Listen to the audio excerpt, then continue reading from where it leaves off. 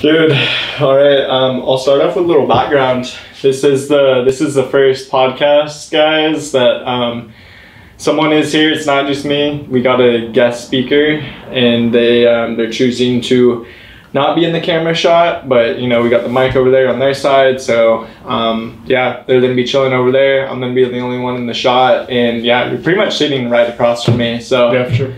We won't mention his name, but yeah, we're live right now, bro. What's good? How you doing? Yeah, I'm doing very well, thank you. Dude, yeah, when I met you, this is the second time we've ever met. Yeah, probably like the second, third time. Dude, yeah, you were saying some stuff that piqued my interest, and it's from what I was hearing, it was more of like kind of like rave culture, like how to talk to people at these like events that you've been going to, mm-hmm. and how to not be like too pressy, too physical, and like just being like an overall good human. So yeah, that's why I wanted to bring you out here today and talk about it, dude, because like I feel like a lot of people live in a world where your reality in particular doesn't exist, you know what I mean? And life is all about this like panel of different realities going on, and there's pretty much an infinite amount because everyone's life is different, and that's everybody's reality, their own life. My reality, my life right now, completely different than your reality. Like we're living in a completely different time zone right now. Yeah, you know what I mean? Like who knows if you see the same colors I see and vice versa. You know what I mean? So yeah, bro, thanks for coming on. Yeah, thanks for having me. This, bro. Yeah, for sure. What are you participating in, and have you participated on, because you're not really from the Central Coast, but like, right, did you do what we're about to talk about on the Central Coast at all? No, I've only done a couple small activities on the Central Coast. Okay. Some meetup events on the Central Coast, but I've never done any like live events. They're all over the, you know, online because of COVID and shit going on. But you know, I've done these activities across the country. And what are these activities? Oh, I'm so glad you asked. I thought you never asked. So I participate widely in the BDSM community, which if you don't know, BDSM stands for a couple different things, but mainly bondage and discipline, domination, submission, and sadism, masochism.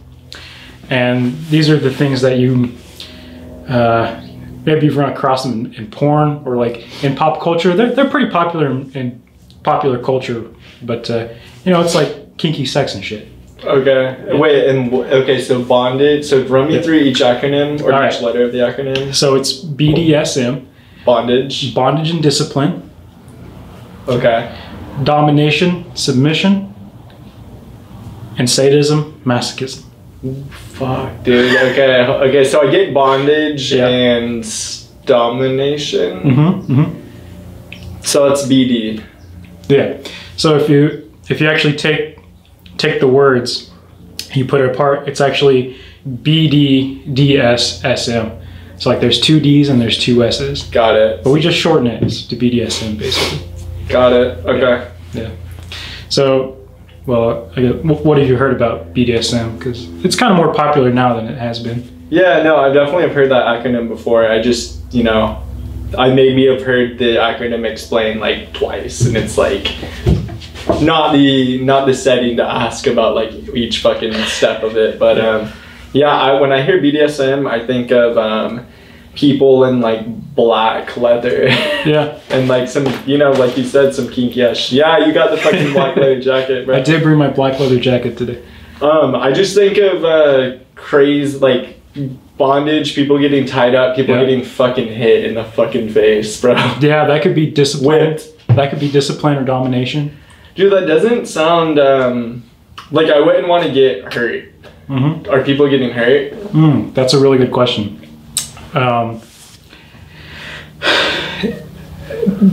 People getting hit with whips and like, you know, slapped in the face, that's only one part of BDSM, maybe like the most popular part. And yeah, that's also like masochism. Like masochism is like wanting to be hurt. So, got it. So yeah, it does hurt. And for some people that fucking does it for them. Like that's what they want. Yeah, for real. Okay. And so that's, you know, that's, yeah, it hurts. I don't know how to put it, but it doesn't have to. There are a lot of aspects to the culture that aren't like hitting or whipping and things like that. There's a lot of people that,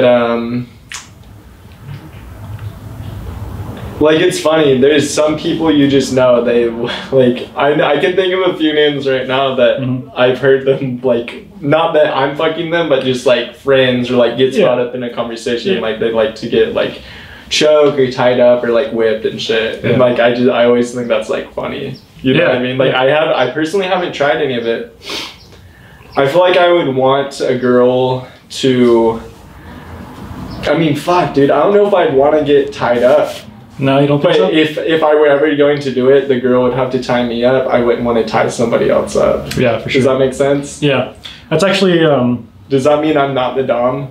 Yeah, that would make you maybe... Well, when it comes to rope, it would make you like more of a submissive person in rope play. Now, that doesn't mean that, you know, just because you want to be tied up doesn't mean you want to be like choked or smacked or anything like that. Yeah. But... what I was going to mention is a lot of people that have never really had sex that was like BDSM, kind of like vanilla sex. Yeah. It's called. They want to try to do rope, but what they don't realize and what they don't do is look up safe ways to do it, because it can be dangerous. You know, like if you don't know how to tie a knot and it cinches down on your wrist or like a vein or your neck, like it can be dangerous. You know. Yeah. So a lot of the things that I do is I go to these different events, and they're mostly education events. How to do these things safely, how to tie people up safely, how to hit people safely, because there's a way to do it without causing lasting physical damage, and those sorts of things. Those are the events that I like to attend.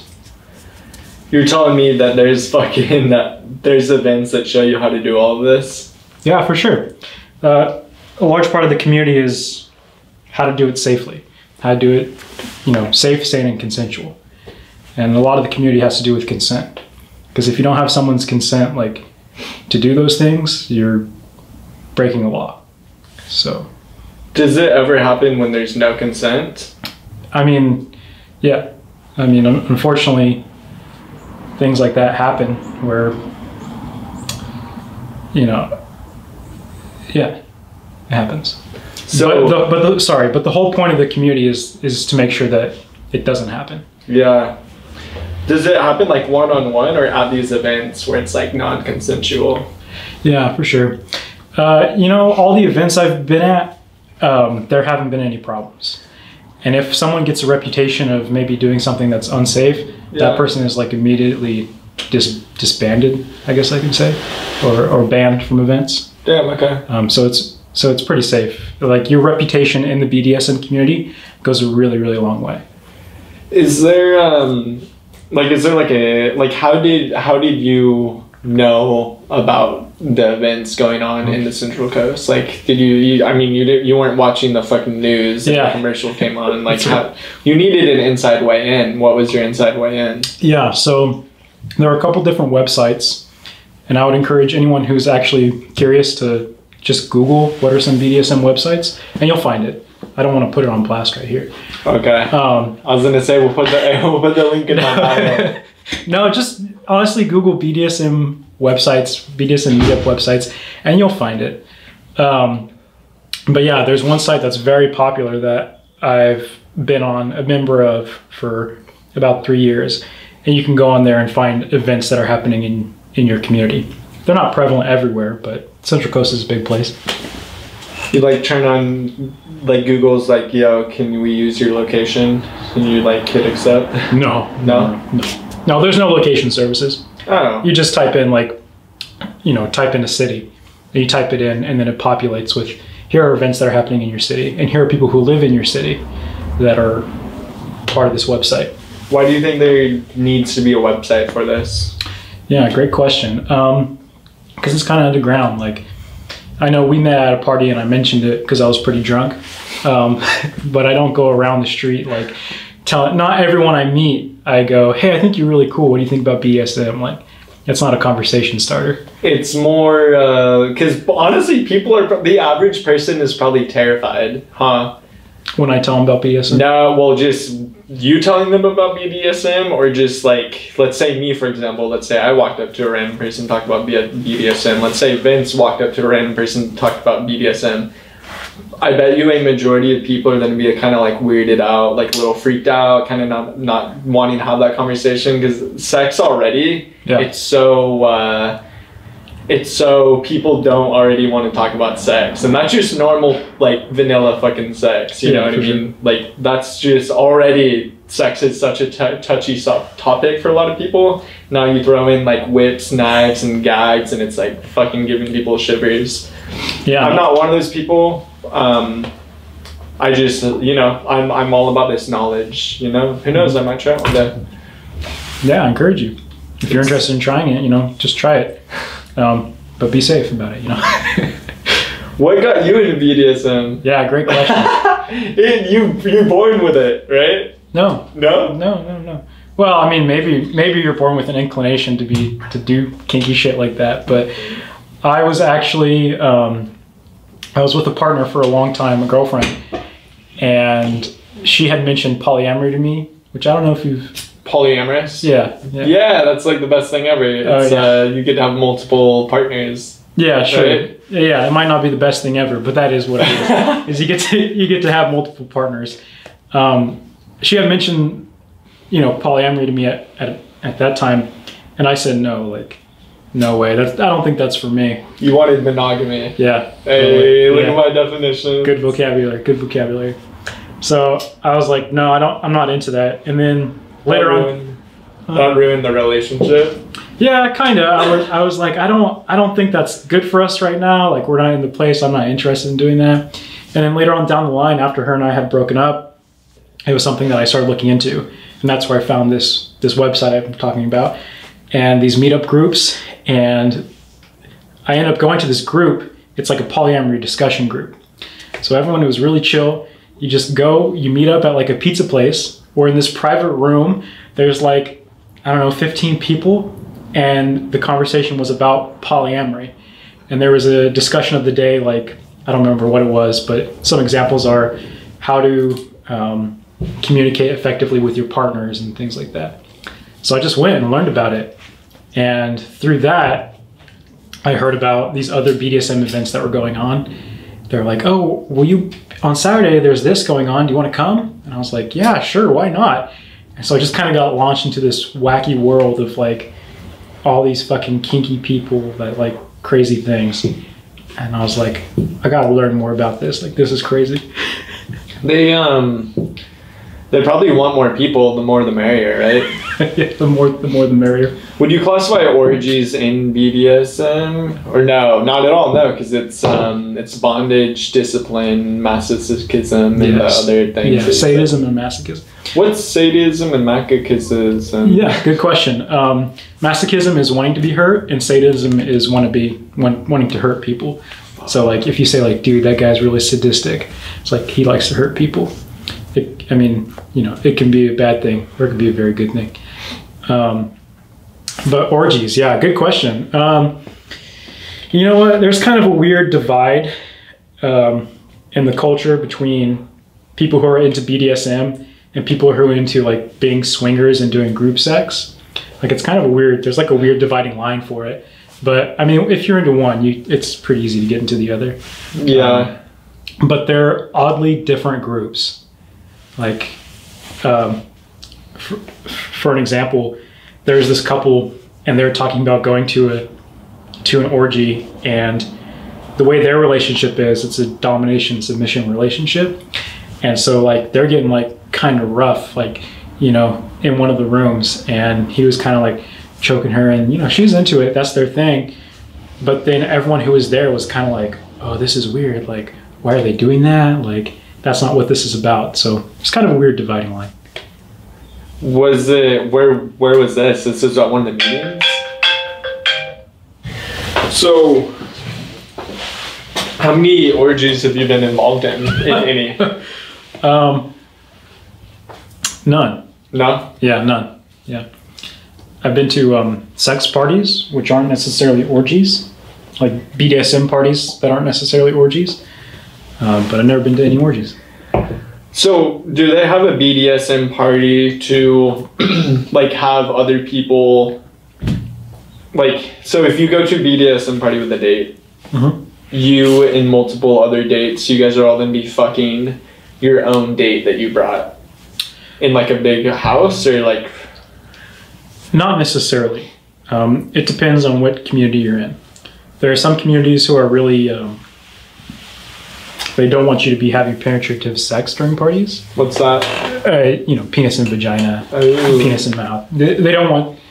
Or, you know, oral sex. They don't want that sort of thing going on at parties for sanitation reasons, I guess. Other communities are like, fucking go for it, whatever you want. Cleveland, Ohio. Shout out to Cleveland, Ohio for like the fucking wildest and wackiest BDSM party I've been to.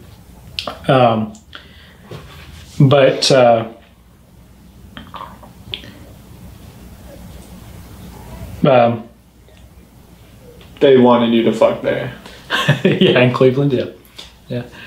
But no, BDSM parties, I guess the general layout, and a lot of the ones that I've been to, they're like, they ask you not to have sex. So the things that are actually going on is scening.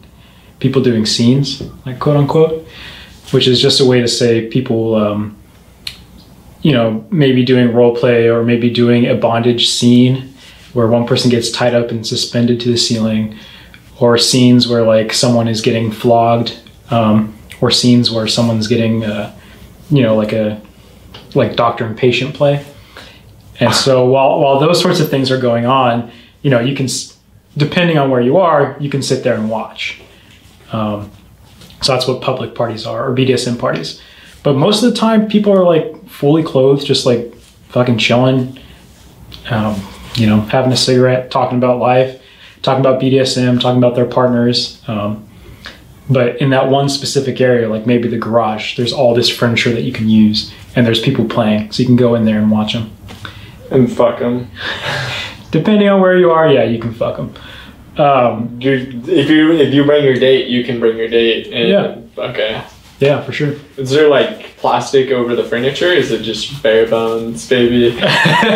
No, all the furniture is like sanitized, like before and after. So let's say if I was like a dominant person, I wanted to have the scene there, and this club did allow sex, I would go in there, I would wipe whatever furniture I'm going to use with my partner, her and I, or them and I, would do the scene, and then, you know, wipe everything down and clean up, and then leave the furniture for someone else to use. Damn, bro. But like I've said, most communities I've been to, there's like no sex involved. Like you're not allowed to have sex. Like no cum, no blood, no piss, no pee. Those are, yeah, that's sanitation. Sanitation, yeah. You can throw like sweat into that mix too. Well, you can't really avoid sweat, but there's always someone on the staff or there on site who's like the DM, the dungeon monitor. Dungeon monitor. Yeah, they're the dungeon monitor. And they're there to make sure that everything gets like sanitized the right way, to make sure that the play that's happening is actually like consensual and safe. And yeah, make sure everything's good to go. Could I make this club like tonight? Can I make a BDSM club? No. Like, how do you... Yeah, well, I guess there are no prerequisites, right? So if you wanted to, like, yeah, you can just like throw together a BDSM club like right now. There is no overarching body that's going to make sure you're following any regulations. But if you do that sort of thing, and people do that sort of thing, you're going to catch the attention of a nearby group, and they're going to want to make sure that you're cool, that you're doing things safe, that your reputation is good. Because if your reputation's bad, it's going to get spread around through that bigger group. So if you're interested in starting a BDSM club, and I highly recommend you do, what I would do is kind of get involved with the scene that's around here. There's a nice big scene around here, and kind of spread the word that, hey, I'm starting a club at my place or my warehouse or whatever. My warehouse. Dude, okay, so there is a BDSM scene on the Central Coast. and you found it from going online and finding it. And they have like website and shit. Yeah. I think it's like updated frequently. Yeah. And they're like, hey guys, like December 23rd, we're doing a Christmas thing. Yeah, how'd you know? Oh, are you serious? Shut the fuck up. No, I don't think it's on the 23rd. But Okay. yeah. But it is Christmas themed? Yeah, there's like a Christmas thing going on. Dude, these are like normal people, like out in public. Yeah. And they're just, yeah. Fuck, man. We walk past them every day and we would never know. That's why I wanted to have you on so bad, because like, dude, people don't understand to the extent you're talking about and explaining that this actually exists. You know what I mean?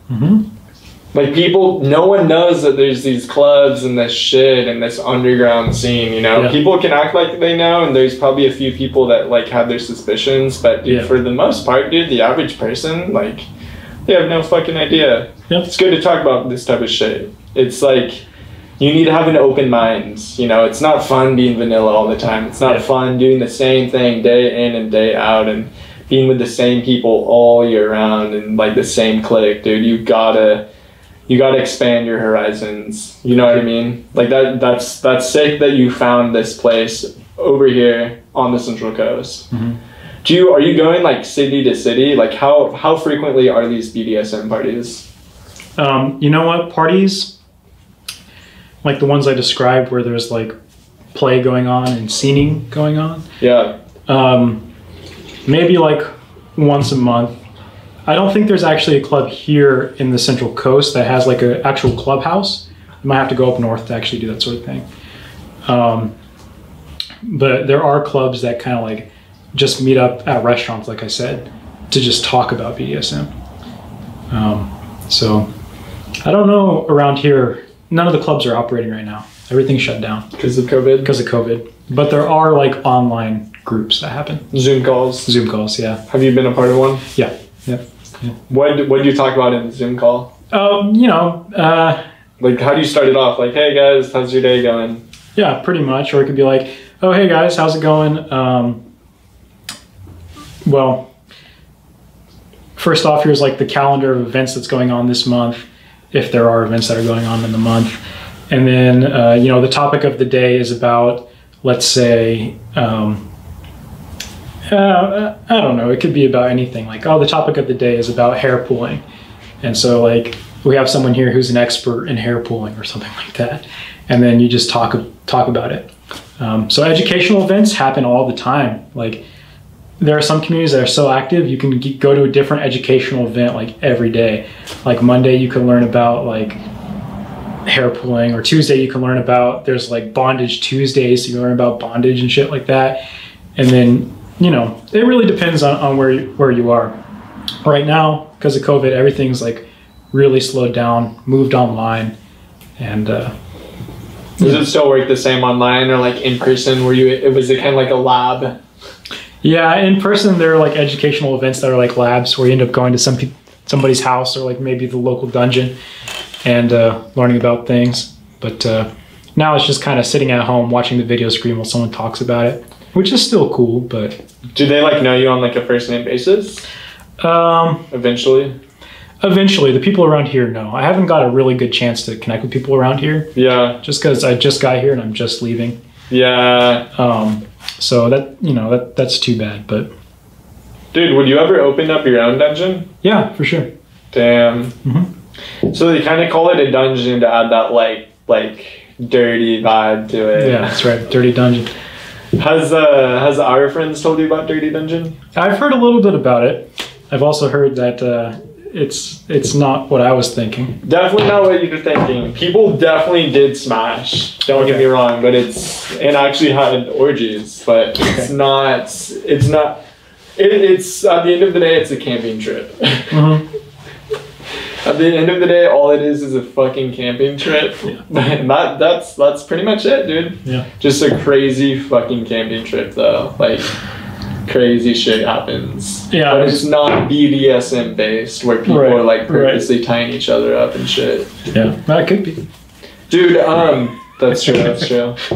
Dude, we should That's it. We didn't do a dirty dungeon this summer just because COVID. Shit was too hectic. Like Big Sur was like closed down for part of it, shit like that. But like, dude, we should definitely, if you're ever in California again, we should do like it would have to be the right conditions, like some years down the road, you know, where it's like, let's do a fucking dirty dungeon, but BDSM, like sprinkling on it. Like, dude, you have your own fucking like camp and like tent set up, and you're like not far from us, but you're the farthest tent away, and like it's a big 10-man tent, and you're like bringing people in the tent. Oh man.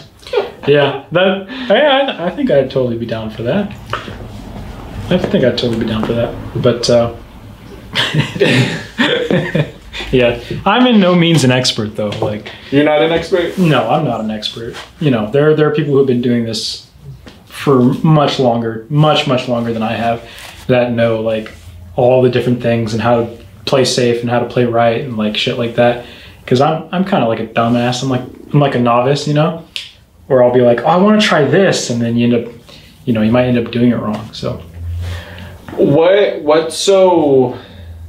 So you said you kind of like tying someone up that might be kind of dangerous. Like, it could be. Name some other dangerous like stunts where like you need the training. Like if you were talking about pulling someone's hair, like there's a right way to do it. I guess there is. Yeah. Okay. Yeah, there's a right way to do it. But yeah, some other dangerous things. So if you're listening to this and you're pretty vanilla and you want to spice up your sex life, you might hear of like candle play or wax play. It's where you take a candle and like drizzle it on the back or something like that. Yeah, it can hurt, but what I'm trying to get at is don't do it with a scented candle. Like if you have a candle at home that's like a strawberry, like whatever, don't do it, because that wax burns really hot and you can actually damage someone's skin or your own skin.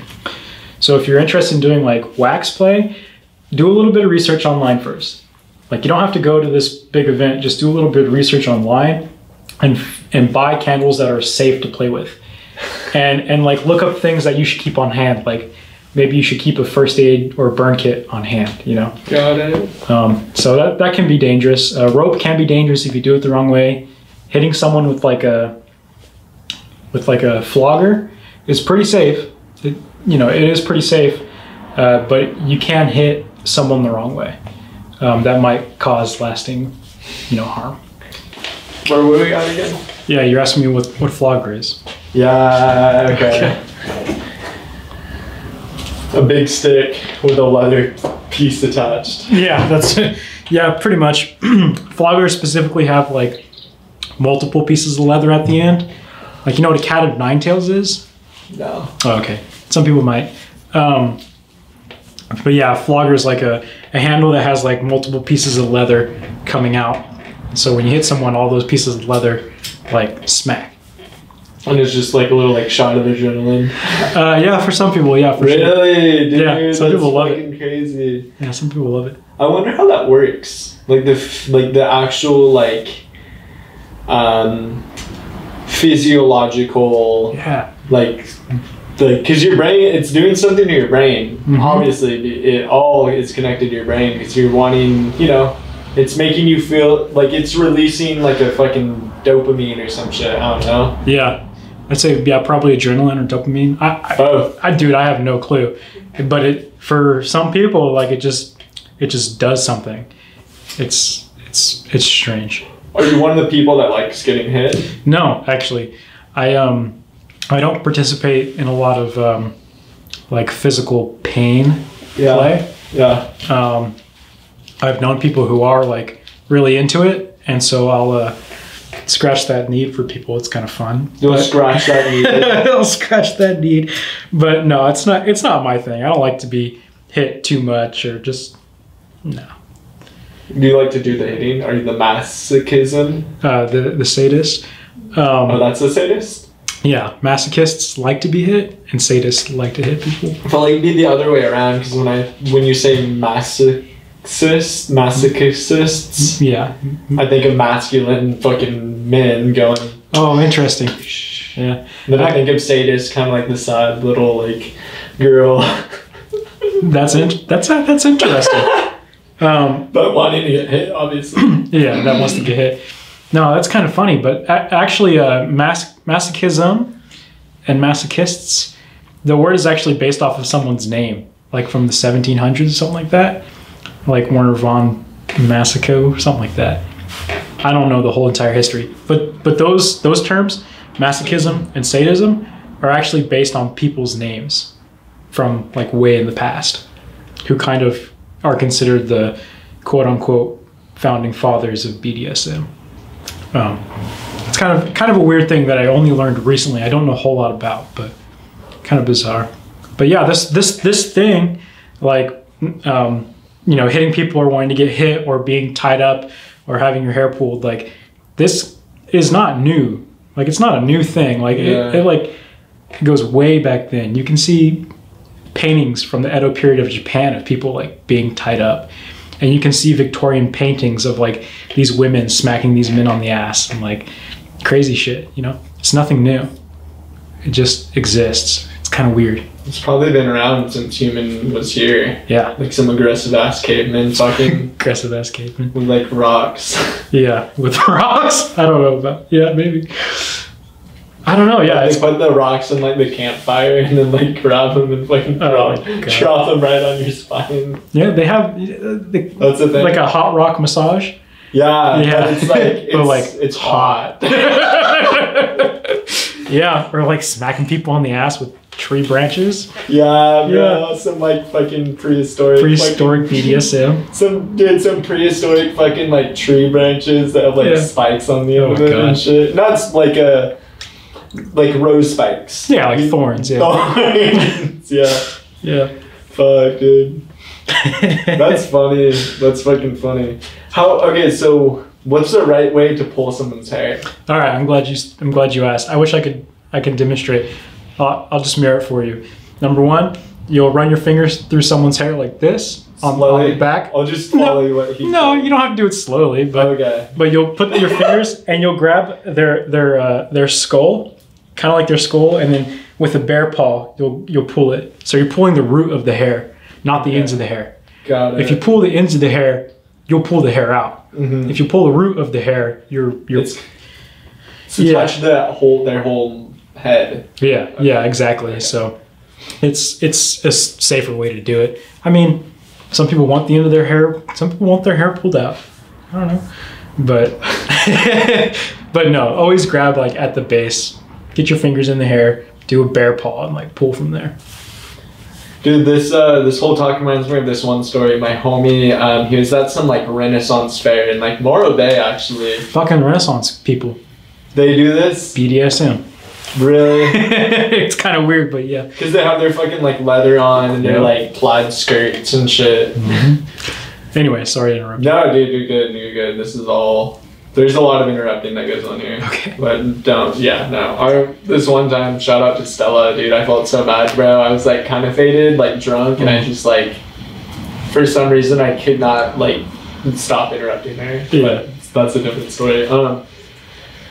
My homie was at this Renaissance fair or some shit in Morro Bay, and then he like met some girl there. They went like back to his house, and then she was like pretty much saying like spit in my mouth, and he's like going like talking to fucking man, like I would not want to spit in someone's mouth or get my mouth spit in, dude. I'm like gonna throw up just thinking about it. Yeah, some people. How does that go down, bro? Spitting? Fuck, yeah. I don't know. I've never done that shit. I don't mean to say it. I don't mean to say like shit like it's a bad thing. Yeah. Like I've never done that. It doesn't interest me.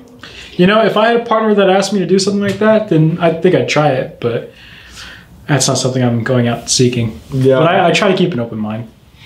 Spit other places is a different story, but like down someone's fucking mouth, man. Ugh. Yeah, so imagine like taking someone home or imagine that where they're just like into hardcore BDSM and they're like, asking you to do crazy things. I happened to a friend of mine where she, my friend Noah, he was hooking up with this girl and she was like into like BDSM kind of. So she was asking him like, hit me harder, shit like that. And like, that's chill, but he didn't know that going into it, Yeah. Like, if you don't know it going into it and you're just in the heat of the moment, like having sex, you're not like, you haven't thought about it beforehand. Yeah. That's where it gets weird. Like, you don't want to be in a situation where where things are weird like that. Okay. Yeah, like you want to expect, you want to know what to expect going in, I guess. So some people do get weirded out, huh? About like what? about stuff like that. Like your friend went into it and he didn't know that he was gonna ask to like slap the shit out of somebody. Yeah, he didn't know that that was something that she was gonna ask for, and so he was like not comfortable with it, but he did it because she wanted it and he was getting laid, and so like he was like, I guess I can do it, but like he wasn't actually comfortable doing it. So when I talk about consent all the time, that's like one of the big things is like knowing what you're getting into when you're getting into it, or before you get into it. Yeah. So so but yeah, there are people who are like into this shit that just like don't go to the groups or things like that, or don't know about the support system that's out there. So they just go out there, like we call it fishing in the vanilla world, like trying to find people and say like, hey, is it okay if I can pour this wax on you right now? And it's like, who the fuck are you to ask me that right now? Like, really? Yeah. It's kind of offensive to ask that?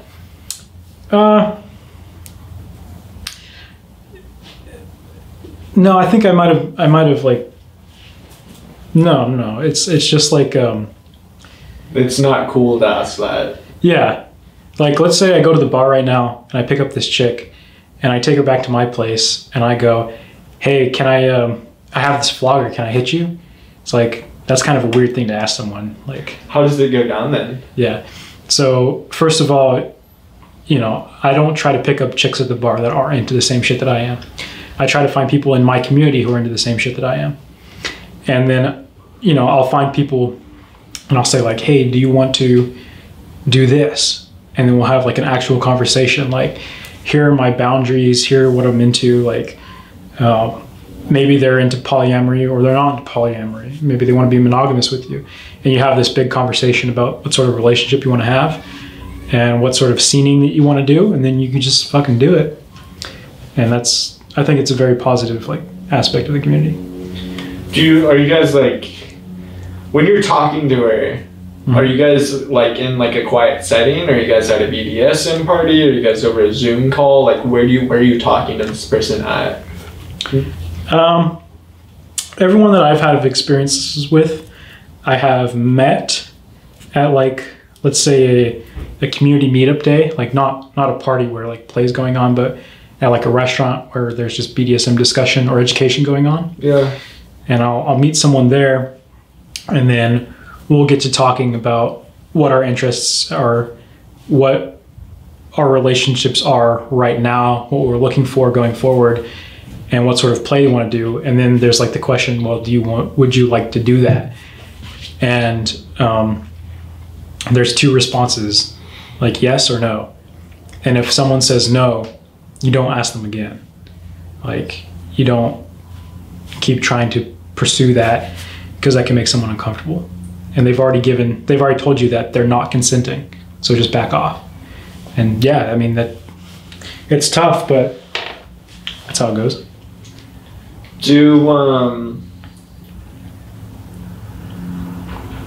So there are people, is it because like why do you think they're saying no? Because like I assume that all these people at this BDSM party, they're down for BDSM. Mm-hmm. But you're saying where sometimes it happens and they're not down for BDSM? Mm-hmm. Okay. Yeah. So a BDSM party isn't like, it's not like an orgy where I go there and it's just like, take this person into this room and do this thing. It's kind of more like, kind of what you said, where you go with your partner and you and your partner do something. Now there is something that's called like quote unquote pickup play, where it's someone that you may have met before or have not met before. And you go up to them and say, do you like these things? Are you interested in that? And sometimes they say yes and you have a great time. And other times they say no. It might be because they don't want to, maybe they don't know you. Mm-hmm. They don't like to play with people they don't know. That's what we kind of call it play. They don't want to play with people they don't know. They don't want to scene with people they don't know. Or maybe they just are not interested in doing that particular thing with you. And so you know, it's all about consent. Do you want to do this? No? Okay. And I'll leave you alone. And what happens if they say yes? Do you go do it? oh, fuck yeah. Oh, fuck yeah. Like at a different setting? Oh, you could do it at the same setting. You can do it at a different setting. But like I've said, most people that I've met in like an educational setting or like a community hangout setting, and we talk before we go to a party. And a lot of the times I'll go to parties and I'll not have gone with anyone, and I don't pick up anyone. I just go to see what other people are doing, how they like to play, and meet the people in the community. Got it. Yeah. So it's almost like a fancy club. Yes. Like people, I'm assuming people don't wear street clothes here. You can. I'm assuming there's a lot of black, a lot of leather, Yes, yes. a lot of tights, Oh yeah.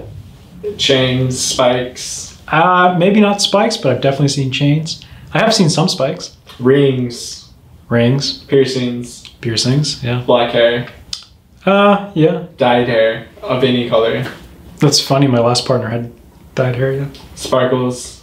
yeah. Some people. Everyone has a fucking tattoo. Everyone. 9 out of 10 motherfuckers. Okay, 9 out of 10, I'll give you that. Okay.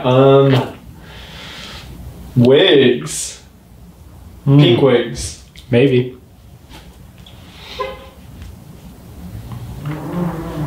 When was the last time you were in a relationship? Huh. Define a relationship. Someone cares about you, you care about them, you hang out. Yeah. A year ago.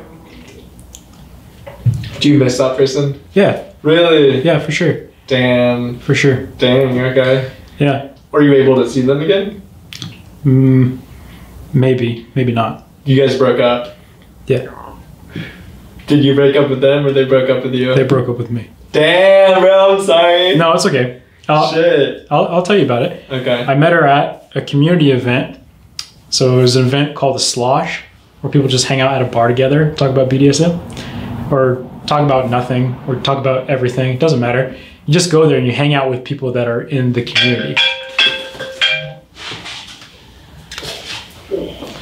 I like these names. Flogger, Slosh. Slosh, a munch. Munches are a big one. Sloshes and munches. It's like all this vocab. Okay, so it's called the Slosh. Yeah, it's called the Slosh, where people who are in the BDSM community get together to just drink at a bar and talk about anything or nothing or everything or BDSM or whatever. Like there's no set topic. You just chill at a bar. So I met this gal, and she actually asked me if I was on Kick, you know, the messaging app. It's kind of like WhatsApp. Okay. Anyway, she asked for my deets, and so we were talking, and then we went on a couple dates, and then we started a really good relationship. But when I was moving away, because I was only living there for the summer for work, we had our great last hurrah, and I moved away, and then it kind of came around to winter time, you know, like last Christmas. And I called her and I was like, hey, like, we still talk, but like, I want to keep our relationship going. And I like what we had this summer, and I want to do that again this summer that just passed. And I think we can do it. I think I can live out there with you. Or not with her, but like I can live out there in the city. Like I can move from California to there. I might not have said that, but she said, I think you want that more than I do. And it was kind of like, oh, fuck. Yeah. It was kind of like, oh, shit, like that really fucking sucks. But I'm glad she was honest, you know? Yeah, so for her, it was more of a not long-term thing. More of just like a chill summer. Going into it, like we both knew that. But you were the one who developed feelings. Oh yeah, like for sure. Oh yeah. Oh yeah. Do you think she liked you at all? Yeah. At some extent. Oh yeah. You guys say I loved you? I did. Damn, bro. Yeah. No, yeah, like I definitely like there's definitely some real feelings there. And that's one thing I talked to her about was like, was all that like fake when we were hanging out in the park and like just talking and like was all that? And she was like, no, it's all real, but you know, well her personal struggles are her personal struggles that I don't want to put out. Yeah. But she just was talking about the things that she's going through, and she was like, you know, I think you have this idea in your head of what it can be, but that's not actually what it's going to be. Yeah. Like you're fantasizing. And I was like, well, yeah, I am. Like for sure, but I want to try it. And man, yeah, that's what she said. I think you want that more than I do. And it was kind of like, oh, shit, okay. So you said, fuck this. No. You didn't move out there, did you? No, I didn't move out there. But I was going out there this summer. You kept visiting her? No, I was going to go out there for work again this summer. And her and I, you know, let's say Christmas last year, she told me this shit. Yeah. And then we would still like talk. And then it was like, hey, I'm going to be out there. Like, oh, well. Want me to take that part out? Yeah. Yeah. And we kept talking and I was like, hey, I'm going to be out there this summer. Like I got my same job out there again this summer. Like, and I'm going to be there. And she was like, oh, why don't we like get coffee and like talk? And for me, that was like, oh, that's like a for sure sign that, you know, I was grasping at straws. But everything fell through with COVID. And I kind of went, you know what? I'm grasping at something that doesn't exist right now, like a ghost or memory that you can't actually physically hold, but you can hold in your heart. But I need to like let it go. And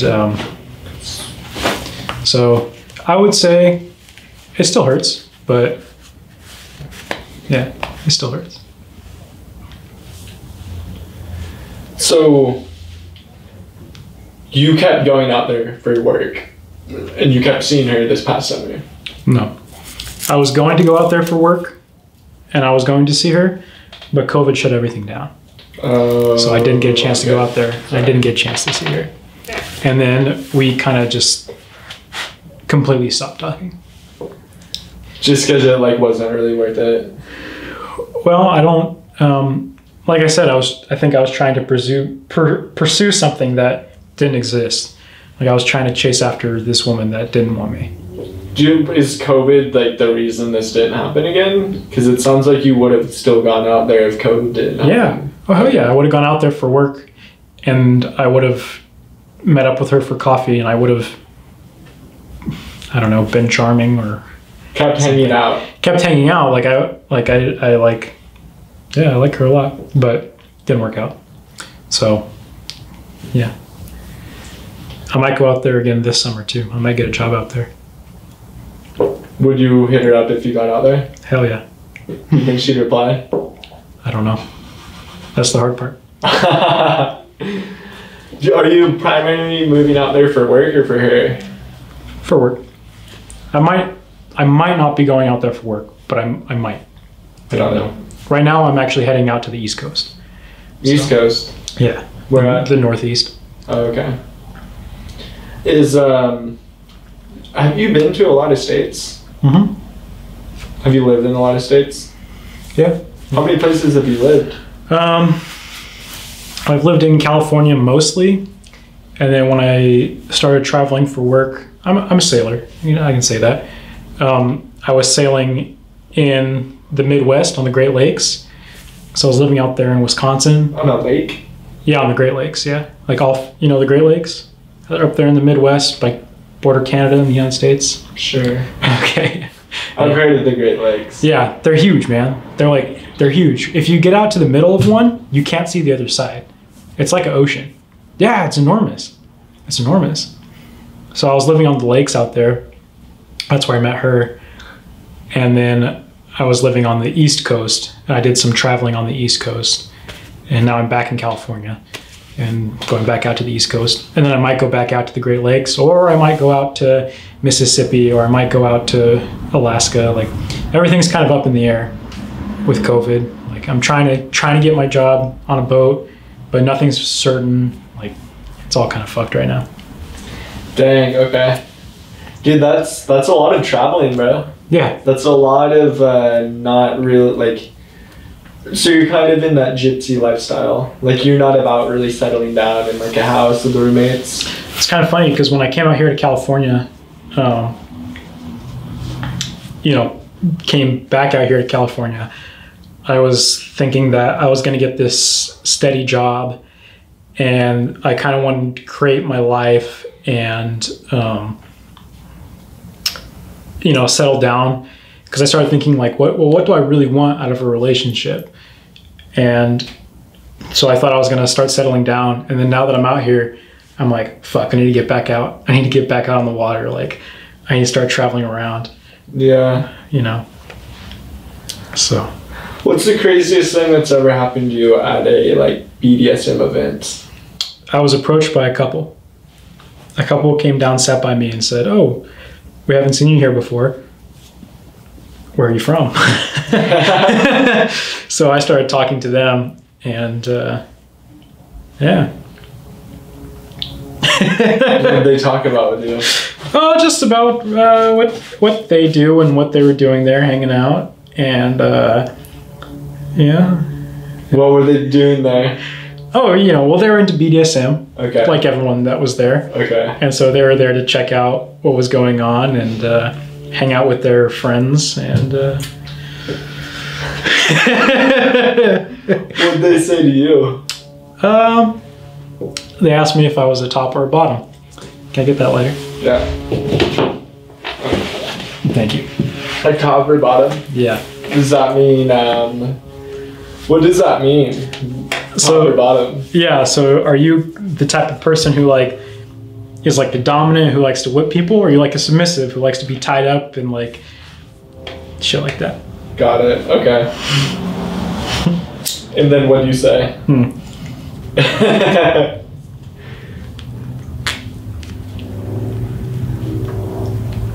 Dude, I'm loving this podcast. This is really a fucking funny podcast, bro. Yeah, right after my heartbreak story, we could talk about the time I fucked a couple. But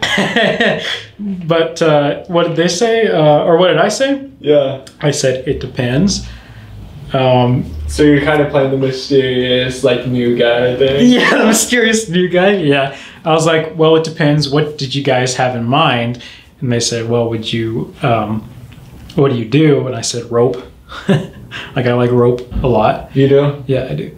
Do you know a lot of knots? Yeah, I do. Okay. And I'm not an expert, but I know a few. And so yeah, we went to a private room and we closed the curtain because we don't want anyone to watch us. And yeah, I tied that guy up. And the girlfriend was like hella into it. Damn. Yeah. Was she fucking him? No, we didn't have sex. Just only tying? Yeah, just only tying. Got and it. I kind of like flogged him a little bit. You tied him up like pretty gnarly? Not gnarly, like kind of nice. Nice? Yeah, like a fancy design. What's a fancy design? Yeah, so there's something called the Karada dress. And it's really cool because it has like, first it kind of like comes down to your chest like this, like a V. Yeah. And then goes and makes diamonds like this. And it reaches around your back and attaches to the diamonds. So it looks like a dress, kind of. What? Yeah, it's kind of like a fancy tie. It's something that's called shibiri, which is like a Japanese term. And it's like fancy rope work or rope play. And so there's all these different things. Like you can tie like a corset on someone. You know what a corset is? No. A corset, it's kind of like what those Ren Fair people wear, where it's like tied around the waist like that. Oh, yeah. Okay. It's like a big band. Yeah, like a big band around the waist. Okay. Women wear it mostly. So you can tie one of those with rope. It looks pretty cool. Like, there's different things you can do. And when you do the corset rope thing, are their hands down by their side and their hands get tied into it, or is it their hands free? Hands are free. Okay, but you just tied to a fucking chair. No, just around themselves. Oh, yeah. Okay. But you can tie someone to a chair like that. No problem. So you're telling me you're making fucking diamond designs down this dude and looping the rope through the open fucking diamonds? I didn't do that to that dude, but I have done that, yeah. Yeah. Dude, that sounds fucking gnarly. How do you learn how to do all that with rope? These education events that I've gone to. And also you can find it online. Like you can just look up like rope ties. Wouldn't you need someone to practice on? Yeah. Did you have someone to practice on? Yeah, for sure. I before, like when I first got into BDSM, when I was living in California for the first time, I had this partner. Can I have the lighter again? I had this partner for a long time. Like, I don't know, 5 months. That's a long time. Yeah, I guess it is a long time. Dude, that's a lot happens in 5 months. That's true. A lot of shit. And she was the first person that I ever did like BDSM with. Like when I first got into the group, she also first got into the group. And so, you know, we were both experimenting a lot. That's where I learned some shit.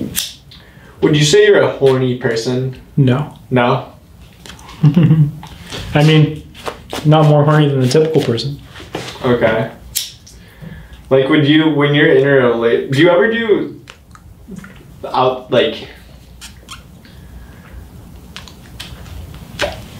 ever do shit outside of relationships? Like one night stands or friends with benefits or relationships, but more on like the 1 month side of thing, the 2 month side of thing? Yeah, I have. Yeah, I definitely have. And yeah. What do you like more?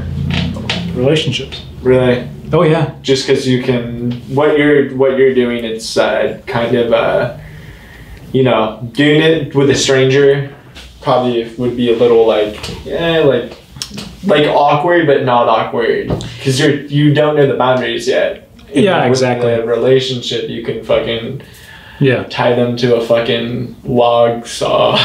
Yeah, a log saw. Yeah, you just in a relationship, you know what someone's into, and like you get to know them more and more, and like let's say, you know, if I meet someone, here's the things I say I'm interested in, but when I get to know someone, I can really like say like, hey, this is embarrassing, but I like this, and they're not going to judge you. I think sex in relationships like that is better. Like, I don't know. That's just me though. Not everyone thinks that way. If somebody was like, hey, like I want you to shoot this can off my head with a real pistol, would you do it? No way. Would you do it for $10,000? No. $10 million. I wouldn't do it for $10 million. No? No way. I'd fucking shoot it off someone's head. I just would be sure to hit the fucking can. You just gotta be sure of it. No, for $10 million, I would not do that. People get into that shit though, right? Yeah. Well, you ever think you would be doing a podcast about BDM shit?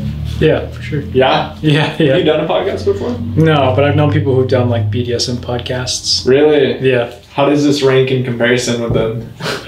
Well, those podcasts are about BDSM, so it's different. I feel like this podcast is about BDSM. No, I mean like the whole podcast, like all the episodes. Oh, yeah. What the fuck? Yeah, for sure. Like how to do shit? Yeah, and talking to like community members. Are we recording right now? Yeah. Okay, cool. Because there's actually people that are like quote unquote experts in certain things.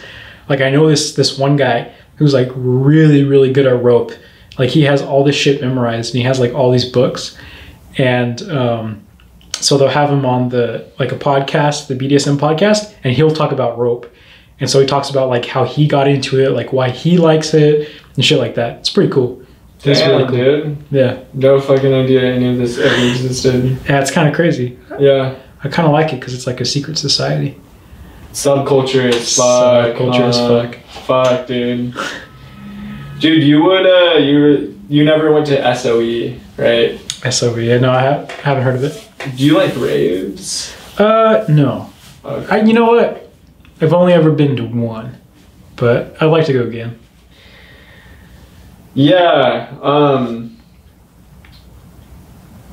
yeah, I kind of classify like BDSM, that like subculture kind of, like that's the thing, like SOE, it was like a like rave, and I feel like there was a lot of BDSM people that were going, you know, like it was just super like, I don't know, like the vibe was just like kinky and fun and just like fucking like rave turn up, you know what I mean? Yeah. So that's why I asked. Yeah. No, I haven't really been to like a real rave. I went out to Pirates, but that wasn't a fucking rave. Like that was The beach. Yeah. How do you like it? It was fun. Really? Yeah, we had a good time. You were there. I think. Okay, you went at nighttime. Yeah. Okay. Okay. Yeah. Not doing. And that's when we were talking about BDSM actually, because everyone was all enjoying their substances, and like I was like getting really into it. You were? Yeah, into BDSM. I was talking about it. How many, did you say already how many events you've been to on the Central Coast? No, I've only ever been to like 2 or 3, but they weren't live events. They were just like on video talking about education, basically. Got it. Okay. So one big thing that a lot of places do is called like munches. I might have mentioned that before, but it's where you go to like a restaurant and just kind of connect with the community. There's no play going on. You have to wear street clothes. Like you're inside a restaurant, you gotta be on your best behavior, but you just talk about the community and like the events that are coming up. Like what, the fucking church gospel on Sunday and the football game on Friday? Yeah, exactly. Really? Just no. Like the education event on Monday, the play party on Saturday, and there's like a slosh for TNG on Thursday. TNG, so TNG means the next generation. So it's all people under 35 go to TNG. The next generation. Yeah, the next generation. Like you guys must feel fucking baller. Yeah, feels cool. What do you think is going on with this next generation? As far as BDSM goes? Yeah. I think BDSM is not as secret as it used to be. Like it's like I said, it's always been around. There's pictures of it, paintings. And in the, like, I would say the 50s and 60s was like getting pretty heavy, hot and heavy there. And it's just getting more and more like mainstream acceptance. There's like, you can see it in pop culture. Like if you watch an episode of The Big Bang Theory, there's like a dominatrix in that one. It's just like, it's getting more and more accepted, which is cool. It's actually really cool because now I can talk about it on a podcast, you know? Like maybe up until, this is kind of crazy, up until 2014, being into BDSM, like hard sex, being into domination or submission, that was considered like a mental illness. Until 2014. Yeah. What? Yeah. So if I would have talked about this to like a therapist, or like if I would have talked about it to like, you know, it could be classified as a mental illness. And people think that there's something wrong with me because I like sex that way. And, you know, it's not like that anymore. It's not classified as a mental illness. It's more largely accepted, and it's just like kind of getting more and more out there, which is really cool. It's really cool. That's crazy. It got classified as one. Or like, yeah, it was for a long time. Why do you think that's so? Because it's weird. Yeah. Like it's not the norm, you know? Not a lot of people like to be like tied up and beat. Like it's just outside the normal. And whatever is like not normal is like, you know, I don't know. It's like sex is like dude, the crazy thing about sex, we could have sex every day, but that's not how society works. That's true. Yeah. Like we have penises and our neighbors have vaginas. And oh, what are their names? Your neighbors? I honestly don't know my neighbors, but like people don't fuck every day, or like weekly or daily or monthly. You know what I mean? That's not really going on. I mean, it is going on, but you know, like I woke up today. You didn't have sex today. And I didn't have sex today. Yeah, you're not I don't know going about you. Did you wake up today and have sex? Not today, no. Okay. Would you have liked to? It depends on who with, I guess. Okay, so you have standards. Well, listen, I've had lapses in judgment like everyone else, but yeah.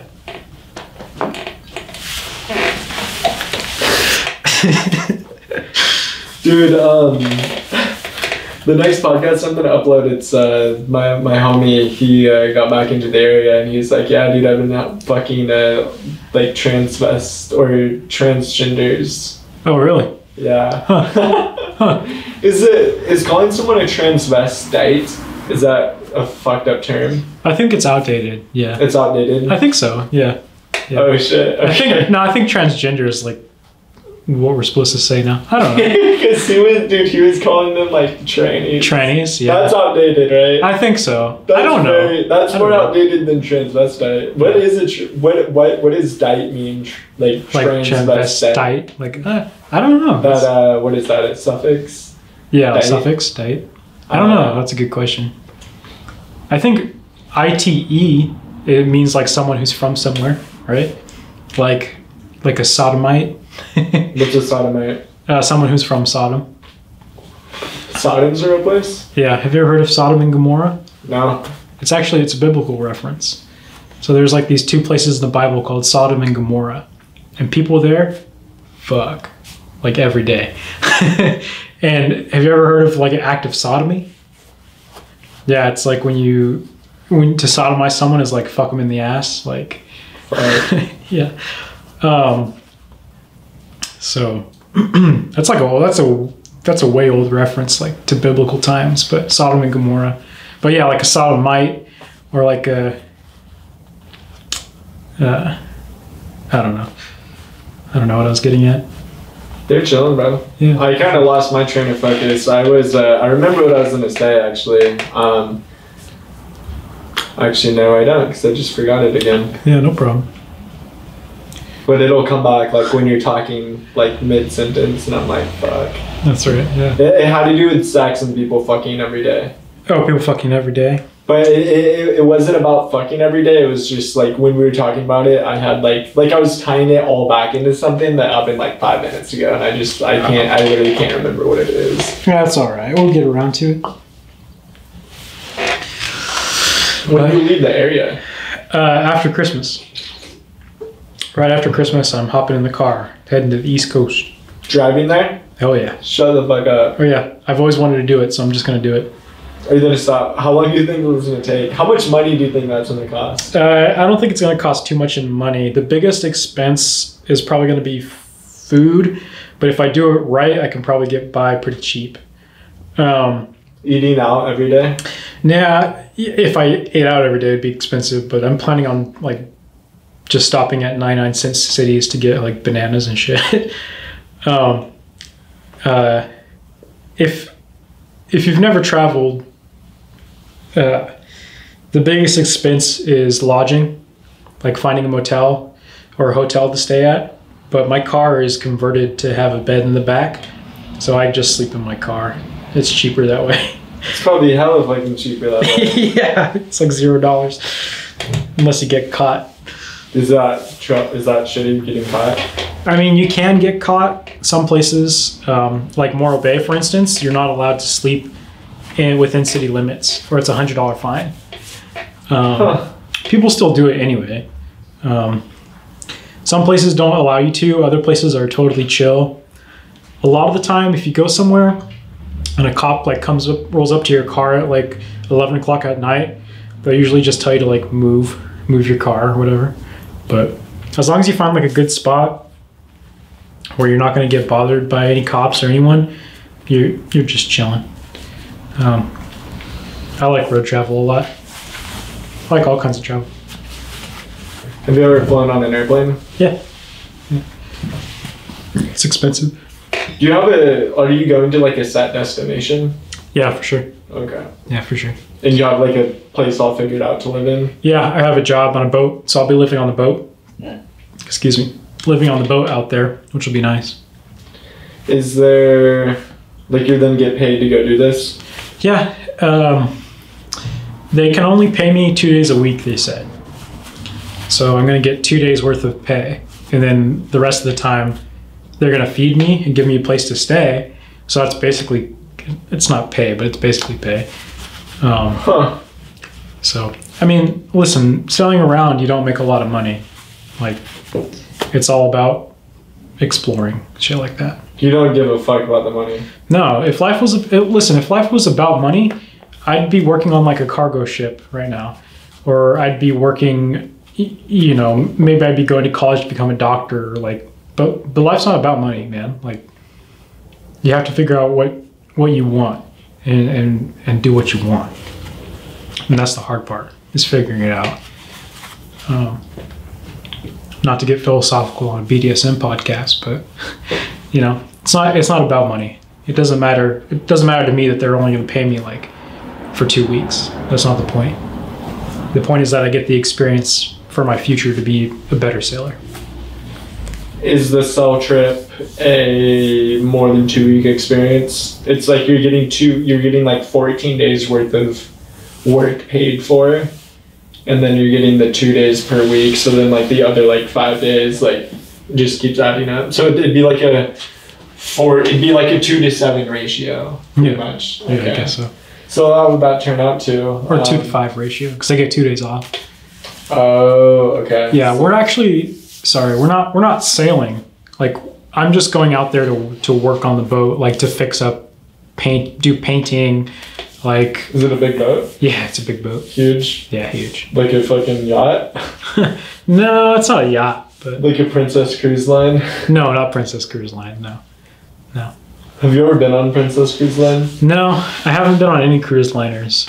I got a job offer for American Cruise Line, but everything got shut down. So, would you have taken the job?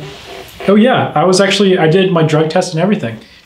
Like, I did my drug test and I was planning everything out, and then they're like, you know what, we're gonna push it back. And they kept pushing it back, and now they're telling me that they're not gonna do it until April. So if it works out, it works out. But so you might be back in April. Maybe. I don't know. I don't know where I'm going. Yeah, dude, that's sick. Dude, that's a sick lifestyle, man. Yeah, it's crazy.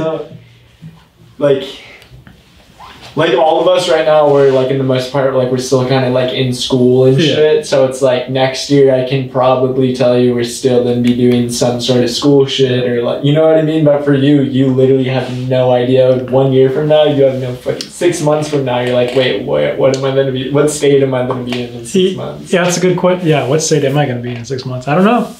Like, that's the definition of freedom. Yeah, but you know what? Freedom has like a big price. Like, people don't realize. Like, it's hard for me to maintain a relationship like with that girl I was talking about, because I have all this freedom to do whatever. But yeah, but freedom comes with like this big cost that you might not think of. Like, it's hard to maintain relationships, and I'm not completely free because I still need money. So when I run out of money, I just need to go to where the next job is. It could be anywhere, but it's just might not be where I am. So, do you feel like you're free?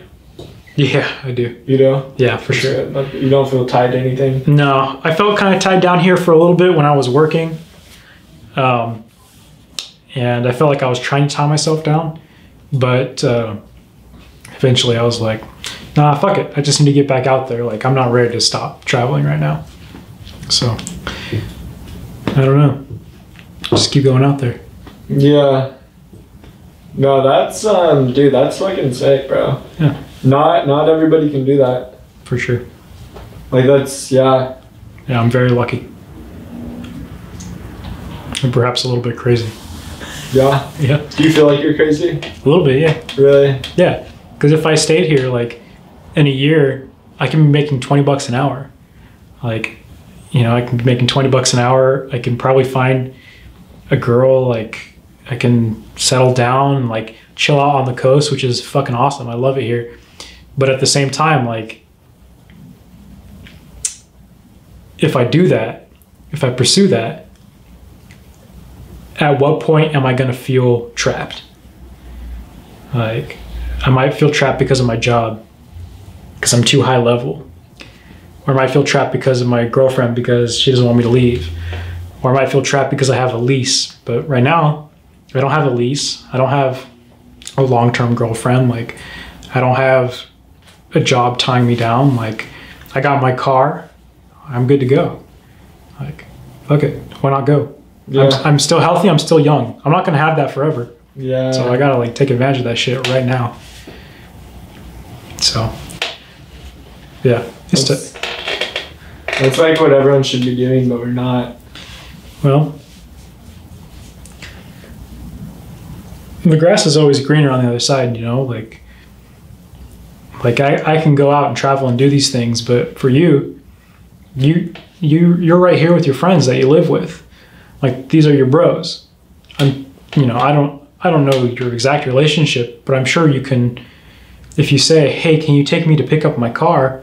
This guy's going to say, yeah, I can do that. Yeah. But, you know, for me, it's kind of like, I don't have that connection with a lot of people around here. Like, I might know one or two people, but it's hard to maintain relationships with friends. It's hard to maintain a relationship with girls.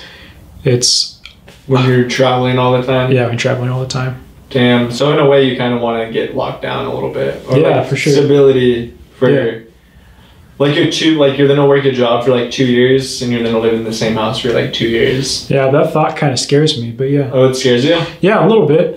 Damn. Okay. What about 6 months? Was that chilling? 6 months is perfect. That's how long I've been here. Oh, like, what? Yeah, like all of my boat contracts are like 6 months. 6 months is like my like fucking go-to. Because it's long, but it's also short. Yeah, exactly. Like you can. Yeah. Like you can see the end of it. Like if you get into a 6 month contract, you're like, oh, it's only 6 months, and then 3 months through it, you're like, oh, I'm halfway through. Like I'm gonna be done at the end. But what if I get married and I'm like, shit, this shit is happening forever. Like, I want that in a way, but I'm scared of it. Because what if I'm married and then 6 months into it, I'm like, shit, I'm ready to go travel a little bit. Like, maybe I settled down too quick. So, I don't know. Everyone I've talked to said they knew when they were ready to settle down. Or it just happened to them. So, I'm waiting for either of those things to happen. It's either going to happen for whatever reason, like maybe I have a kid, some shit like that. Maybe I get a sick ass job, it just happens. Or maybe like 10 years from now, I'm just ready to stop traveling. I don't know. For now, I'm not ready. Do you want to get married one day? Yeah, for sure. What do you think that would be like? I think marriage is really important because it's committing to someone and being like, hey, I know you're fucked up, but I love you. And you know I'm fucked up, but you love me. And within the next rest of our lives, we're going to grow together, you and I. And it's a way, personally, I think it's a way to like simplify your life, like to make things more simple. And I think that's kind of like, I think that's important, is to simplify your life in certain ways. Which is like kind of hypocritical because I'm into BDSM. I'm like, my life's pretty fucking complicated, hopping from state to state, like doing all this crazy shit. But do you think the BDSM and like your crazy lifestyle is kind of it's kind of parallel with each other, like some interconnection? They're both quote unquote weird, right? Yeah, I guess so. Yeah, I don't know. That's a good question. My traveling lifestyle and BDSM, like, I think I'm into these things because I'm just the type of person who wants to experience like new shit. like all the time. Like I want to do something that's brand new or novel that I've never done before. Like maybe a lot of people haven't done it. Yeah. Like I want to try it. Yeah. With some things. Other things I don't want to try, but Dude, what's like the next like BDSM step for you? Like, do you think you would ever get to the point where you're like teaching some shit, or like what, like anything incorporated with BDSM, whether it's you teaching it or you within the next like travel session of you like going to the East Coast? Like, are you wanting to experience some sort of BDSM along the way, whether it's you finding it on hitchhiking or like you're doing a podcast? Yeah, for sure. Well, when I get out to the what if you pick up would you pick up a hitchhiker? I mean, yeah, maybe so. And then probably if they were a female. No. Yo, you wouldn't pick one up if they were a female? Oh, yeah, I would pick them up if they were female, yeah. Oh, okay. You asked me if I would, like, fuck them? No, but, like, like they come with you throughout your travels, and, like, they start doing some BDSM shit to you. Oh, fuck, yeah. You'd go for it? Dude. Yeah, maybe. Well, it depends. Like, does this person want to do this for me, do this with me for a while, or, like, just until we get to Florida? Like, am I going to drop you off and never see you again? Because I don't want that shit anymore. I've done that. I might even be doing that right now, where it's like I'm in a short-term relationship that I know is going to end. Like, I don't know. It's so hard. It's so hard. Like, I want stability. I do want to get married and be like this pillar in my community, or maybe like an educator in BDSM. But like all of that requires like having a stable job, having a stable home, and like a stable relationship. So I just don't know, man. I'm young. I gotta go like fucking travel while I still can, like score whenever I can. I don't know. Would you ever hitchhike across like America? Fuck yeah. Dude, I feel like that's something that needs to be done soon. That'd be fucking crazy. You know, I actually got a map. It's called the American Discovery Trail, and it goes from Delaware to California. All hiking trails. It goes through cities and it goes through mountains and shit like that, and like farmland and deserts, and it takes like 6 months. But I got the maps, and I want to do it.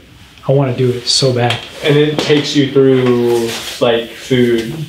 Yeah, it tells you like stop here so that way you can grocery shop and like make sure you get extra water here. Like it has notes like that in the map too. Fuck, bro. Yeah, I want to do it so bad. I want to do it so bad. Like in April, my contract is over on the East Coast. If I don't find another job, I'm gonna do it. I'm gonna walk across America. But I'll make videos about it too. So. Like with your phone? Yeah, I have a GoPro. Oh, okay. Yeah. So. That'd be crazy. Dude, I'm kind of inspired right now. Like, bro, at some point in my life, I need to hitchhike across America. Yeah. And then like back to the house. For sure. But with no phone. With no phone at all? Nah. No phone. Old status. I took a train across the United States. You did? Yeah. Over how long? It was like 3 days. It was pretty cool. But yeah, I've flown, I've taken a train, now I'm going to drive, and the next time I'm going to walk. Fuck, okay. Would you go with a gun on you? What was that? Would you go with a gun on you? No. You're not worried about like mountain lions, bears, crooks, criminals? No, and the thing is, like, all the laws change from state to state. So, like, in California, you might be able to, like, conceal carry, but in Idaho, you're not allowed to, so you might get, like, charged with a felony. Like, there's too many different laws, so I wouldn't do it. Do you smoke reefer? Sometimes. When was the last time you smoked? I had to quit in October.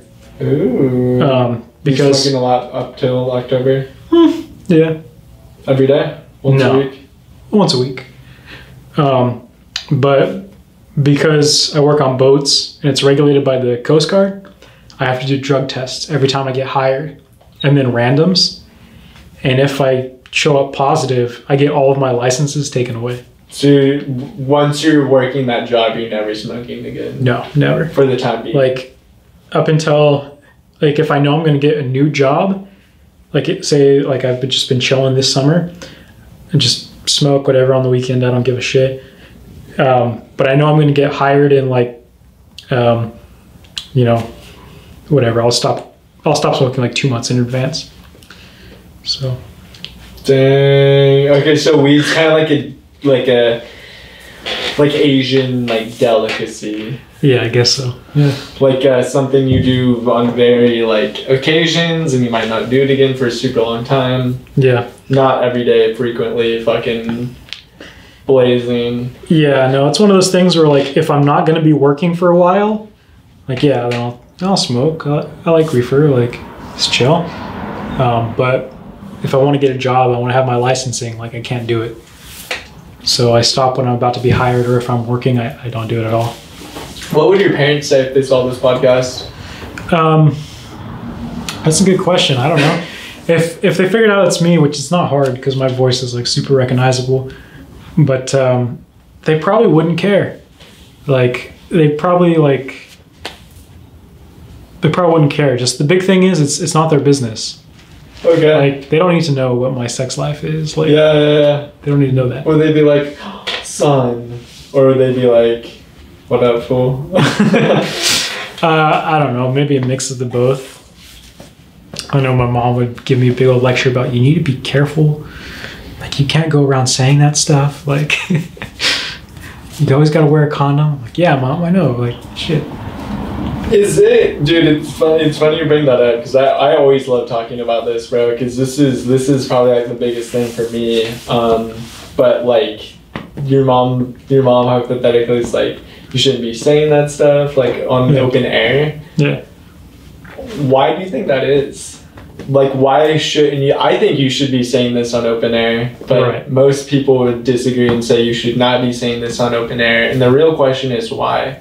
Yeah. I think that this is like, dude, this should be on the news channel. On the news channel? Dude, okay, would you do it? On the news? No, it's me and you, and we're on like KSBY. No, fuck. No? No. Fuck. Yeah. Dude, dude, I would honestly like make you. Okay, what if you didn't have to get in front of the camera? Yeah, then I'd do it. Okay. I think the thing is like, you don't know what other people think. Like, if my boss knew, like, there's stories about people who get fired over this shit. I was dating a girl who was a teacher, and if they knew, she would have got fired, you know? Because they would have been like, oh, that's not safe that you do that shit. Like, around the kids, like, what's wrong with you? Like not everyone needs to know. And I don't want just everyone and anyone to know. I don't care if my friends know. Like, and if my mom found out, it wouldn't bother me that she knew, but it would bother me if my 5th grade teacher knew. Can I do a confession right here? Yeah. All right. This is a crazy story. So I met this couple at this a munch. I think I've talked about a munch before, but it's a party gathering. Yeah, at a restaurant where you like have whatever. Food. So you got to wear street clothes and shit like that. And whenever a waiter comes in, you got to like stop talking about BDSM. Yeah, because it's like a secret society. I met this couple, right? And I ended up hooking up with the wife. And then I ended up hooking up with them together. And then the wife got her massage license. And she was like, oh, you want to come to our house and have a massage? And I'll do it for free, but I need to take pictures for like my website or whatever. I was like, yeah, no problem. And so I go and do this massage, and then their son like comes out of the side room, and I was like, holy shit. Me and this motherfucker went to high school together. Like, I was a senior when he was a freshman. I was like, fuck. And I was like, hey man, what's going on? He's like, oh, it's pretty good. I'm doing construction right now. I'm like, oh, that's cool. He goes, what are you doing here? I I was like, oh, your mom was like giving me a massage, and like he was like, oh yeah, cool, yeah. And I told that couple, I was like, hey, you guys, like, I gotta go, like, I'm moving to a different state. And I fucking bounced hardcore on them. You bounced? Yeah, I bounced. And they were like, you don't want to like stay? And I was like, no, I'm out of here. Like, this is weird. Damn, I would have fucking stayed and got a massage and fucked her. No, I got a massage. It was after the massage that I met him. But then after that, like, they wanted to hang out with me. But I was just like, now that I know this, like, I don't want to hang out anymore. Okay, so you didn't leave on them during the date? No. Finished the date and then said goodbye. I'll see you guys soon. Yeah. Left and then said I'm not seeing them soon. Yeah, exactly. Okay, yeah. So you didn't leave right when you met the kid? I showed up, had a massage. They got tacos. We go to eat tacos. They're like, hey, kid, come out and get your tacos, because he's in his room playing video games. Came out. I was like, I know this motherfucker. Like, and then he went back to his room, and they were like, oh, you want to go outside and have a cigarette? And I was like, yeah. So he went and smoked, and then I was like, all right, you guys, like, I gotta go. Like, and I never saw him again. Did they hit you up again? No. No, we've never talked. No, we've never talked. So they're like, if he wants to hang out again, he'll hit us up. Yeah, pretty much. Dang. I mean, they're also in like, that was when I was like first exploring polyamory. Like, that couple is obviously in a polyamorous relationship, but they're in a polyamorous relationship with another couple also. And so I was just like kind of this side guy, I guess. And yeah, I guess. You didn't like being the side guy. You wanted to be the husband. I wanted to be the homie, yeah. The husband. No, you wanted to be the son. Oh my god. No, that was so weird, man. I was like, fuck. And then it all started making sense, like their last name and his last name, and I was like, fuck, like I should have realized this. Like, why didn't I realize? That's fucking funny, bro. What was it, like, how long ago was this out of high school? Oh, yeah. Oh. Was he still like a senior or something, or? I guess he would have just graduated high school. Oh, okay. Okay. So you were well out of high school a few years, and he just finished. So he's he was like barely 18, if not 17. Yeah, yeah. So he was still like a kid. Yeah, yeah. Okay. Yeah. But so was I. In the grand scheme of things, I might have only been like 22, 23. Yeah. Oh, I guess I would have been like 21. Or 20, honestly. Or 20, yeah. No, I think I was drinking. I don't know. He's like, dude, I remember seeing you. He was like, hey, what's up? And I was like, oh, fuck. Why are you here? He's like, can you take me to graduation tomorrow? Can you take me to graduation tomorrow? Mommy's busy. Are you my new dad? Oh, man. He's like, I always wanted two dads. One to take me to school and the other to pick me up. Would you have done it? Would you have started dropping him off? No, fuck no. He's a grown man. He can drive himself. Fuck no. Yeah, that's my confession. Have you told anyone that story before? No. Like, I don't like telling that story because it's like, what a fucking freak I am, you know? Like, dude, no, bro, that's normal. Is it? Yeah. I don't know. You went to hang out with, I mean, were you attracted to the female, the mom, or were you literally just going to like get a massage, or like what was your side of the story? Like, no, me and the mom had hooked up. Okay. And then me and the mom and the dad had hooked up before too. So then it's normal for you to hang out with them. I mean, I hadn't been to their house before. I feel like it's a normal thing to do, to go over to someone's house. I mean, you came over to my house tonight. Yeah, but like, it's not like, yeah, but imagine I went over to your mom's house and you were there. And you're like, oh, what are you doing here at my mom's house? And I was like, oh, just chilling with your mom. Like, it's totally normal. I mean, dude, in that lifestyle, that's not anything far out. In the lifestyle, no, it's not. You but know I don't know if their son like knew that they're in the lifestyle. I would assume he did. But like, he seemed to play it cool. He seemed pretty chill, but he might have thought that I was there for just a massage. I don't know. Yeah, dude, that's. I feel like that's normal to go into someone's house, get a massage. Yeah, but I mean, dude, I mean, people are people, you know. Yeah, that's true. you know, people are people.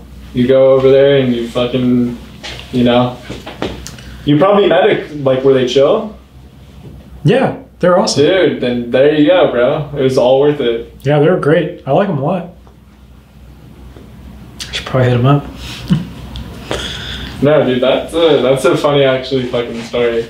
Dude, so you haven't told anybody that story, and then you waited to come onto a podcast to share it? Well, it's a funny fucking story. I wanted to tell it, but Yeah. no, I don't just like tell people that. Like, anytime I want to talk, like whenever it comes to mind, I'm like, oh, I shouldn't say that. Like, I'm like, oh, I shouldn't say it, but I wanted to say it now because it's a fucking hilarious story. Well, the good thing is no one can see you. Yeah, I mean, hey, if you know who I am, what up? Like, it's not, like I said, it's not like a huge fucking, not like a huge secret where I'm so embarrassed about it. But on the other hand, it's not the business of my parents. It's not the business of random strangers. Yeah. Like, it's not the business of my sister. Like, it's just for me. Is your sister younger or older? Older. Is she in the BDSM? I don't think so. I don't think so. Dude, what if it like ran in the family? That's funny. Let me tell you another story. There's this guy who, from around here actually, and he had a, you know, he was hanging out with the crew around here, and he had a profile on this website, and he didn't make it very secret who he was. And so one time he went home for the holidays, and his sister like found his profile on the website, and she was like, hey, I saw you're on this, like, do you think it runs in the family? Because she was on it too. Like, so so he was like, what the fuck? Like, it's kind of a crazy weird thing for my sister to bring up. But yeah, so he got outed he outed himself, but because he wasn't trying to hide his face and shit. Oh, he got out of it? No, like outed, like, you know, I'm trying to do something secret, so I'm trying to be private. But if someone says, hey, you're the BDSM guy, I just got outed, you know? Oh, exposed. Exposed, yeah, thank you. Yeah. Okay. So he exposed himself, kind of. I guess I am kind of too, but I don't know. Well, it sounds like he didn't expose himself, it's just she found out who he was. Yeah, she found out, and then she was like, do you think it runs in the family since we're both into BDSM? Like, so I don't know. I don't know if my sister's into it. I have no clue. We don't really talk like that. The mom and dad are like, hold on, did you guys just say what we thought you just said? Fuck, no. They're like, group photo or family photo. Family photo, oh my god. You watch too much porn. I do? Yeah, it's like all the porns are like family fuck, grandpa fucks the... That happens a lot. Well, I mean, obviously it's fake. But porn, yeah. That's like a bunch of like titles of porn. Yeah, like incest is a weird fetish, you know? Like, there's all this like stepsister stuck in the fucking plumbing or whatever. Like, why is incest a fetish? I don't know. That's a good question. Why is incest a fetish? It's kind of interesting.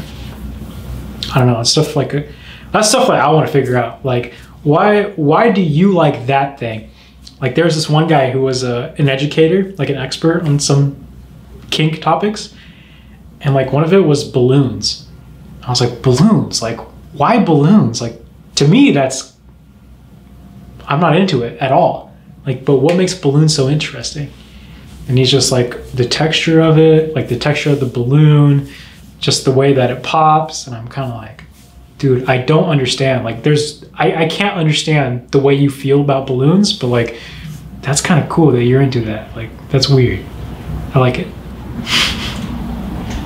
Balloons are appealing. To some people, yeah. You're into balloons? Honestly, they're probably the ones that don't float too. The ones that stay on the ground? Yeah. You're like totally into that shit? Oh, you mean like sexually? Yeah. No. But I like looking at them. Really? I'm like, dude, that's a nice looking balloon. You know what I mean? Yeah, like you want to like pop it or like... Pop it or just hold it. Hold it. Yeah, I don't know. Like, I could see how someone would have a fetish for it. Really? Maybe. Huh. I don't know. Like, they would use it in bed, maybe. Maybe. I've seen videos of people that like pop balloons with their butts. Just sitting on it? Yeah, just oh, and that's a fetish? They blow it up and sit on the balloon, and that's like, people watch that shit and get off to it. Okay. It's kind of interesting. Maybe I couldn't see it then. I don't know. I like to keep an open mind about yeah, that's good. I like to keep an open mind, but like, I don't get it. I'm just like so curious, like, why do some people like really like fucking get off on that shit? Yeah, no, for real. For real.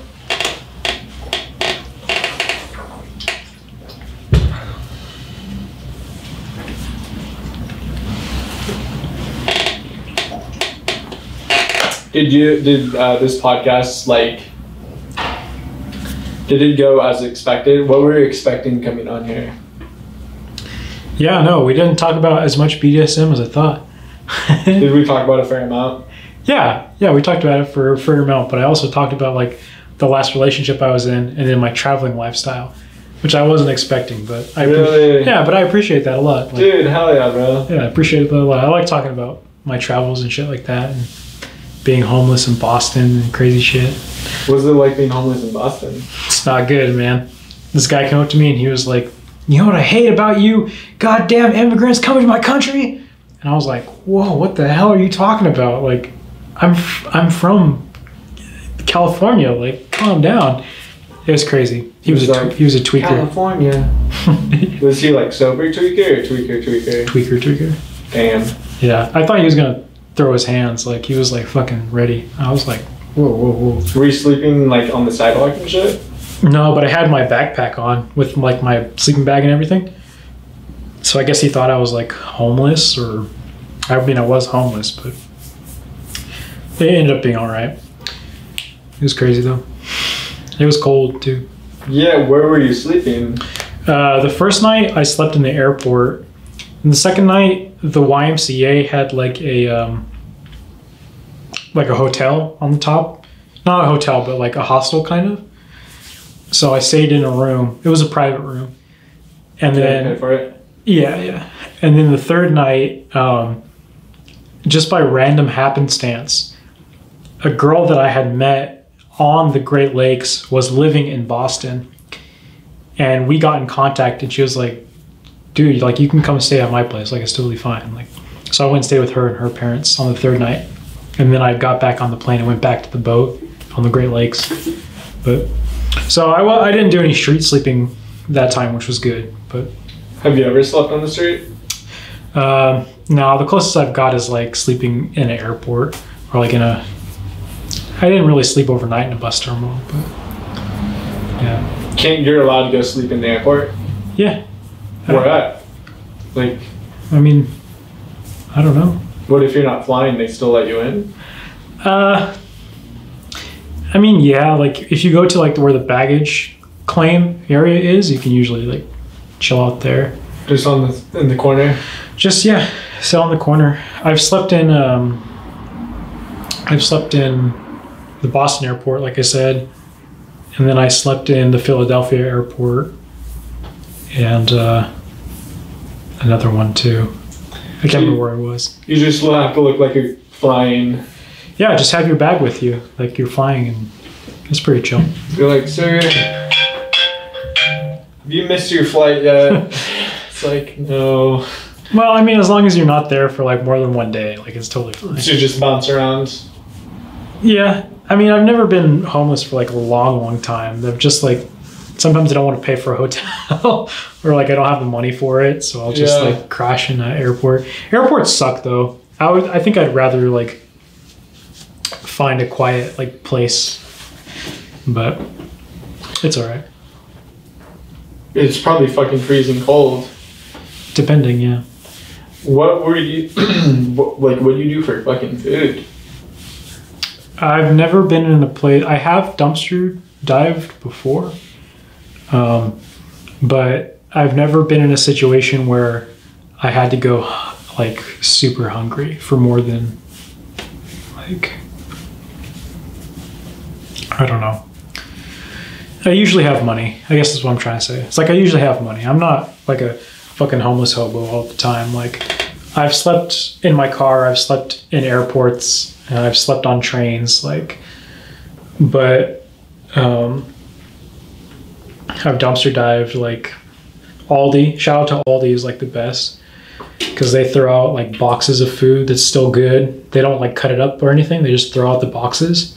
So you can get like a box of crackers or like some people find fresh produce in the dumpster, which is good. Like, I don't know. Fresh produce? Yeah. Like produce that's like going to go bad, but it hasn't. Got it. Like super rough before. I'm usually in like a good spot. Like I have enough money to travel. Like, it's fine. I got 2 more questions for you. Do you feel like you've made a major progression from the lifestyle that you're describing right now and like sleeping at airports and stuff up until right now? Do you feel like you, and even further from now, like do you feel like you're making progression in your life and the life you want to live?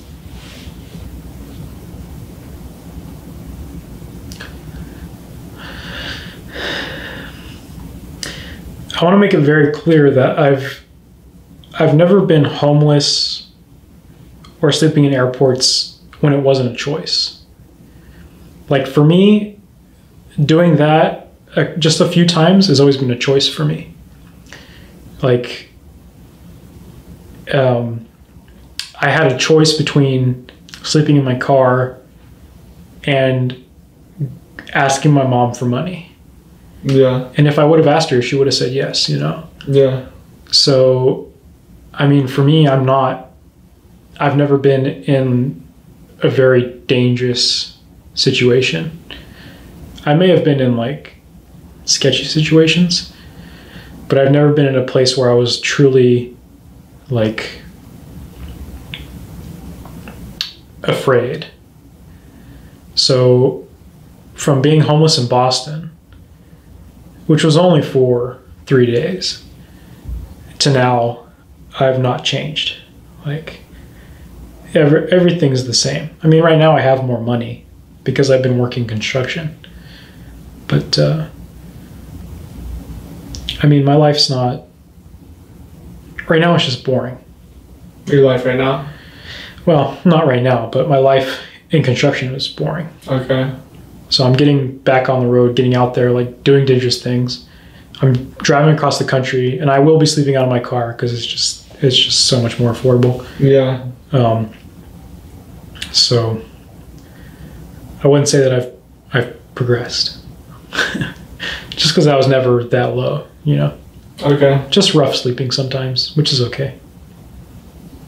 Alright. Damn, okay. Dude, that was a good answer, bro. Like I enjoyed listening to that answer. Thank you. And then last question for you. Earlier when we were walking to go pick up some cigars, you were talking about like watching like YouTube and like homeless people traveling on YouTube and shit. Which dude, you're one of them, bro.